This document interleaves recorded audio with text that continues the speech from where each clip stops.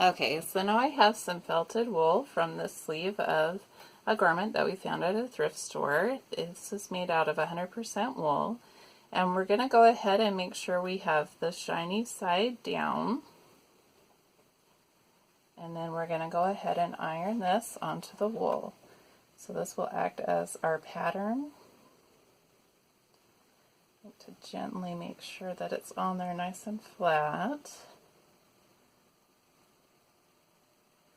I don't want the pattern to get distorted as I'm pushing across, as I'm sliding. I don't want any distortions.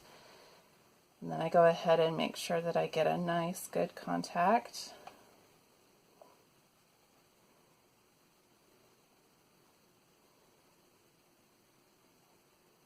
And you can see all the little cutout pieces will also make a good pattern.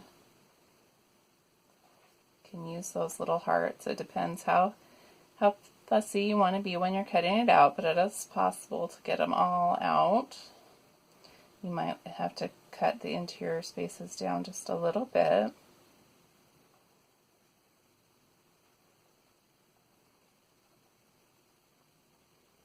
And of course, any of these little edges, the little hearts that we cut out when we were cutting out the paper, can make sure we put that shiny side down. And we can get some extra little hearts from our edge pieces.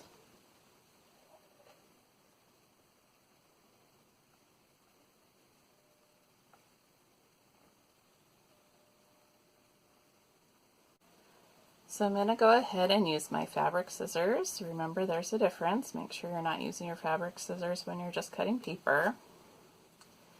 And I'm just going to go ahead and cut around the shape.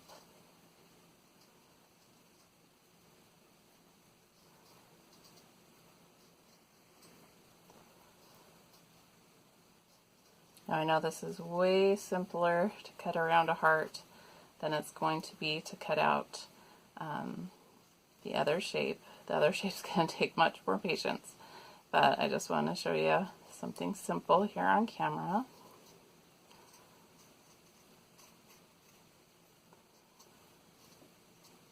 There we go. We have our heart cut out. This one did still have some stabilizing. This was part of the collar. And I'm probably just going to leave that on. But what I'm going to do when it's time to sew, I can just go ahead and take this freezer paper right off. And I have my heart. So let's see how we can do this. A lot of people suggest that you just cut the center and then cut around and not worry about keeping the heart shape, but we're actually going to try to keep the heart shape. I do want to just show you one thing really quickly before, because some people might be asking, well, why didn't we just cut out the snowflake with the fabric to start with? But if you look at the wool, this is 4 layers. So as you can imagine, this is 8 layers. We're going to have a lot of distortion along the edges, along those folds, and it's not going to turn out very well. You can try it. I have done it with cotton fabric, and it works fairly well with thin, just cotton fabric. You are able to make a snowflake just by ironing your folds as you go. But with the wool, it's just so thick that it becomes quite cumbersome to cut through, and also you lose so many details along the fold. It just gets very frustrating. So I'm going to go ahead and take, you can see how this turned out on the other side. This is the freezer paper side, and I'm going to go ahead and take the freezer paper off and just show you over here how I would use it to place this, all the little extra pieces. Just help me line them up. If I wanted to put them back exactly how they came out, it's possible that I'll choose to put them out differently. This is definitely a very floral shape here in the center. I am planning to take the little cutout pieces, the little hearts that came out when I was cutting out the freezer paper, and use those to make a little sampler so I can practice my different stitches. I'm kind of thinking of using a scroll stitch or a chain stitch around some of the edges just to experiment and see how it turns out. I do like the tried and true blanket stitch as well, but I just want to do a little bit of experimenting. I'm also still looking for a background fabric. So there's how it looks after I take off the freezer paper. This one I might do the blanket stitch on in the same color of red, just because these are so thin. I did see somebody had done a really cool like weaving stitch on some stems that they had on their applique that looked really cool. So I'm still trying to decide exactly how I want to finish that up, but I can always use this and place over top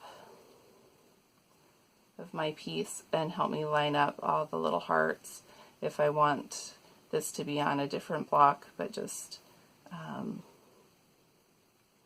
still spaced out the same way.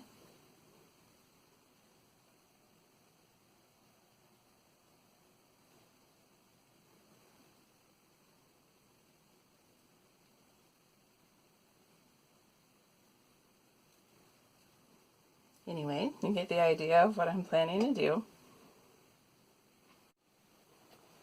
Okay, I went back and put this on high heat, again just to give a fair comparison from before as whether or not it holds when it's folded and cut out the second time around. So all I do is I bend that heart in half so that you can see both at the top and bottom. It's in half, that's convenient to line it up, and then just make a little snip. And then just work your way around the heart. So I will admit that I went back and trimmed those first two hearts I did because the wax paper, or not wax paper, I'm sorry, the freezer paper was sliding around and not sticking as well. I didn't get as good of a cut. Also, because I'm holding it out in front of myself, I didn't get as good of a cut. But if you do the freezer paper on high heat, even the second time, it is sticking really well, so I got a lot better cut than I did with the first one, the first sad guy there. So I just wanted to show you that.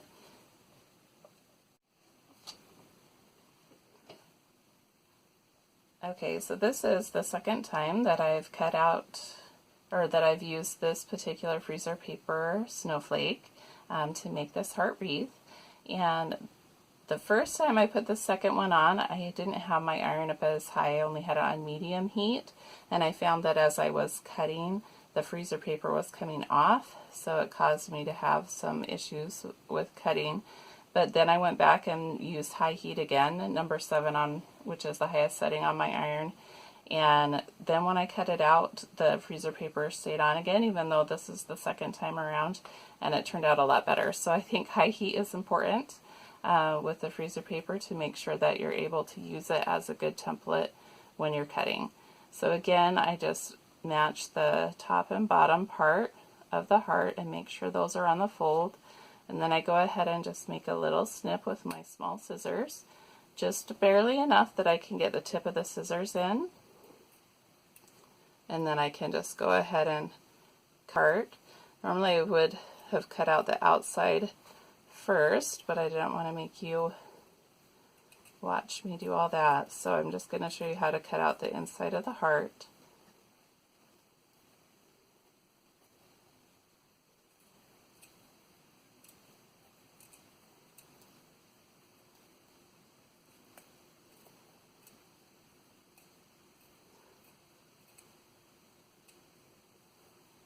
There we go. So just need to take the time to go around and cut out all of those hearts. You can see that the second time around with the freezer paper sticking better, I was able to get much better hearts. I did do a little bit of trimming of the two that I had cut out before. Thank you for watching.